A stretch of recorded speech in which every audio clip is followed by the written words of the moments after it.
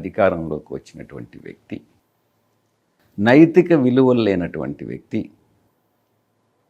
ఒక రాజకీయ సిద్ధాంతం అంటూ లేనటువంటి వ్యక్తి, అధికారమే పరమావధిగా ఏ రాజకీయ పార్టీతోనైనా అనుసంధానం అవుతాను, నేను పార్ట్నర్షిప్ పెట్టుకుంటాననేటటువంటి వ్యక్తి, 40 సంవత్సరాల ఇండస్ట్రీ, నేను గొప్ప మహానుభావుడిని, లేకుంటే నేను తెలివైనటువంటి వాడిని అని నేను చెప్పుకోవడం నిజంగా శోచనీయమైనటువంటి విషయం. దాన్ని ప్రజలు నమ్మట్లేదు. ఈరోజు చెప్పిన మాట రేపు చెప్పడు. చెప్పిన అబద్ధం చెప్పకుండా ఇంకొక అబద్ధం చెప్పగలిగినటువంటి వ్యక్తి చంద్రబాబు నాయుడు. బహుశా అబద్ధాలు చెప్పడంలో అతనికి ఎక్స్పర్ట్ అనుకుంటా, మిగతా ఏ విషయంలో కాదు.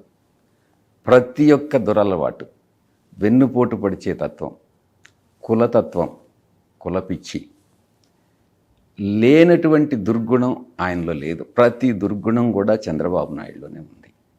అందుకే ఈరోజు రాజకీయాల్లో రాణించలేడిక మీదట 14 సంవత్సరాలు ఆయన అందించినటువంటి పరిపాలన ఏదో ఆయన సామర్థ్యం వల్ల వచ్చింది కాదు, పరిస్థితులు అలా వచ్చిన దానివల్ల ఆయన ముఖ్యమంత్రి అయ్యాడే కానీ ఆయన సామర్థ్యం మీద ప్రజలు నమ్మకం పెట్టి ఆయన్ని ఎప్పుడు కూడా సీఎం చేయలేదు.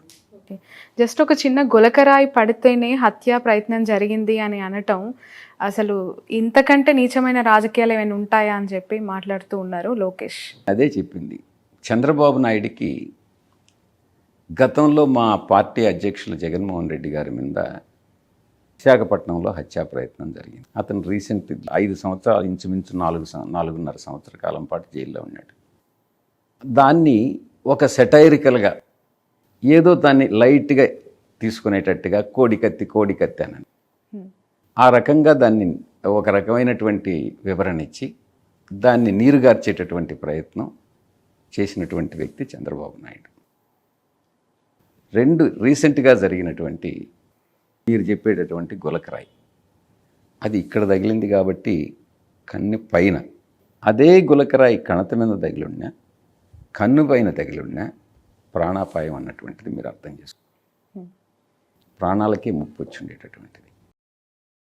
గురి చూసి కొట్టినటువంటి వ్యక్తి, ఆ వ్యక్తి యొక్క దురుద్దేశంతోనే రాయేసి ఉంటాడు. రాయి పూలేశారు అని అంటే ఒక అర్థం ఉంది, రాయితో కొట్టాడు అని అంటే దురుద్దేశంతోనే కొడతాడు. ఆ దురుద్దేశం ఏమై ఉంటుంది? డెఫినెట్గా ఆ మనిషిని ఎలిమినేట్ చేయాలనే ఉంటుంది.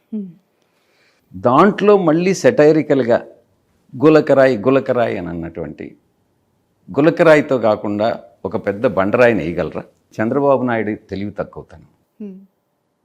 ఎయిర్ గన్ అయి ఉండొచ్చు, లేకుంటే క్యాట్ బాల్ అయి ఉండొచ్చు. దాంతో కొట్టాడు అని అంటే అది డెఫినెట్గా హత్యా ప్రయత్నమే. దాంట్లో ఎటువంటి సందేహం లేదు. చంద్రబాబు నాయుడు పాత్ర ఉంది. అది చేసింది చంద్రబాబు నాయుడు మనుషులే. చంద్రబాబు నాయుడు డెఫినెట్గా ఆ కేసులో ఇరుక్కుంటాడు. చంద్రబాబు నాయుడుకి ఆ కుట్రలన్నీ బహిర్గతం అవుతాయి. దాంట్లో చంద్రబాబు నాయుడు తప్పకుండా జైలుకు పోతాడు. రైట్ సార్, 2024కి సంబంధించి ఫైనల్గా మీరు ఎంత విక్టరీ అంటే ఫిగర్ ఎక్స్పెక్ట్ చేస్తూ ఉన్నారు రాష్ట్రంలో వైసీపీ అధికారంలోకి రావటానికి? ఎందుకంటే మీరు సర్వేల మీద నమ్మకం లేదన్నారు, ఎలా అనుకుంటే అలా సర్వేలు వస్తాయని చెప్తూ ఉన్నారు. మీరు ఎక్స్పెక్ట్ చేస్తున్న ఫిగర్ ఎంత? నేను సర్వేల మీద నమ్మకం లేదని చెప్పలేదు. ఈ సర్వేలన్నీ కూడా, చాలా సర్వేలు మార్కెట్లోకి వచ్చేవన్నీ కూడా పెయిడ్ సర్వేల కింద ఉన్నాయని చెప్పాను. బట్ మెజారిటీ ఆఫ్ ద సర్వేలు వైసీపీకి టీడీపీకి అలయన్స్కి పెద్దగా ఓట్ షేర్ డిఫరెన్స్ లేదు, 1 to 3% of vote share difference ఉంది అని చెప్తూ ఉన్నాయి. అది నమ్ముతారా? ప్రత్యక్షంగా ఈరోజు రాజకీయాలు చూస్తున్నటువంటి వాడిని, డోర్ టు డోర్ క్యాంపెయిన్ చేస్తున్నటువంటి వాడిని, ప్రజల మనోభావాల్ని అర్థం చేసుకోగలిగినటువంటి పరిస్థితులు ఈరోజు ఉన్నాయి. ఆ మనోభావాల్ని, వాళ్ళ ఎమోషనల్ ఫీలింగ్స్ని నాకు చూసినప్పుడు నాకున్నటువంటి ఫీలింగ్ ఏంటంటే 100కి 100% ఆ నాయకుడి పట్ల ఉన్నటువంటి ప్రేమ, ఆదరణ, స్పందన కానీ చూస్తే మా యొక్క లక్ష్యం 175కు 175 అతిశయోక్తి కాదు అన్నటువంటిది నేను బలంగా నమ్ముతా ఉన్నా.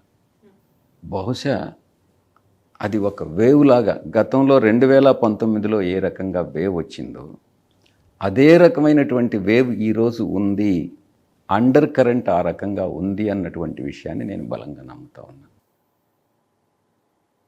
బహుశా అపోజిషన్ ప్రతిపక్షాలు ఇది అతిశయోక్తం చెప్పొచ్చు, వాళ్ళు అధికారంలోకి వస్తున్నామని చెప్పుకోవచ్చు.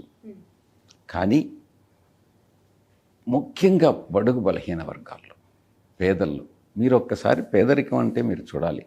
అటు శ్రీకాకుళం విజయనగరం సైడ్ ఈరోజు కూడా, ఇప్పటికీ కూడా, గత 5 సంవత్సరాల క్రిందటి వరకు కూడా శరీరం మీద ఆచ్ఛాదన కూడా లేనటువంటి కొన్ని కుటుంబాలు రిమోట్ ప్లేస్లో ఉంటాయి.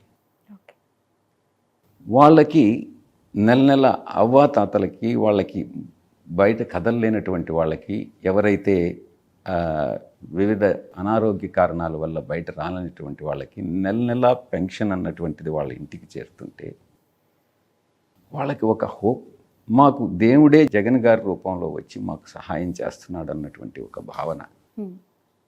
అది చూస్తుంటే 175కు 175 అతిశయోక్తి కాదు. రైట్. రాష్ట్ర వ్యాప్తంగా బీసీలకు పెద్దపీట వేస్తున్నాం, బీసీ పార్టీ అని చెప్పి క్లెయిమ్ చేసుకుంటున్నారు కదా సార్. ఒక సింపుల్ స్ట్రైట్ క్వశ్చన్, ఇక్కడున్న బీసీ లీడర్ అనిల్ని నర్సరావుపేటకు ట్రాన్స్ఫర్ చేశారు. రెడ్డి కమ్యూనిటీ కోటాలో మీరు ఇక్కడ ఎంపీగా బరిలోకి దిగుతూ ఉన్నారు. ఎలా చూడాలి ఈ క్వశ్చన్? ఇప్పుడు అనిల్ కుమార్ యాదవ్ని పల్నాడుకి లోక్సభకి పంపించాలని, ఆయనకి ఢిల్లీలో ప్రాధాన్యత ఇవ్వాలని అధినాయకుడు నిర్ణయించారు. నేను ఇక్కడికి రావడం అన్నటువంటిది ఎవరి ప్లేస్లో వస్తున్నాను నేను చెప్పండి?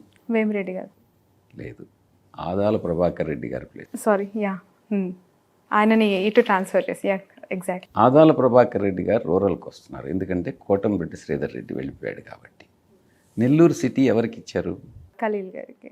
ఖలీల్ ఏ సామాజిక వర్గానికి చెందినటువంటి వాళ్ళు? Minority, of course. Minority, that to BC. బీసీని తీసి బీసీకి ఇచ్చామే కానీ అనిల్ కుమార్ యాదవ్ని అంటే పంపించి, ఈ జిల్లాకి సంబంధించి 2 సార్లు ఎమ్మెల్యేగా గెలిచిన వ్యక్తి, ఇద్దరు కూడా ఈ జిల్లాకు సంబంధించినటువంటి వాళ్ళే. నెల్లూరులో అనిల్ కుమార్ యాదవ్ని తీసేసి ప్రశాంత్ రెడ్డికి ఇవ్వలేదే. మీరు అన్నది ప్రశాంత్ రెడ్డికి ఇచ్చుంటే అది కరెక్టే. ఒక సాధారణమైనటువంటి వ్యక్తికి, పేదవాడికి, మైనారిటీకి చెందినటువంటి వ్యక్తికి, మైనారిటీల్లో బీసీకి చెందిన వాటికి మేము సీట్ ఇచ్చాం. దాంట్లో ఏ రకమైనటువంటి పొరపాటు లేదు. చాలా కరెక్ట్ నిర్ణయం తీసుకున్నారు ముఖ్యమంత్రి గారు. Right. So wish you all the best, wish you all the success sir. Nellore బరిలో నిల్చున్న మీరు విజయం సాధించాలని మనస్ఫూర్తిగా కోరుకుంటూ ఉన్నాం.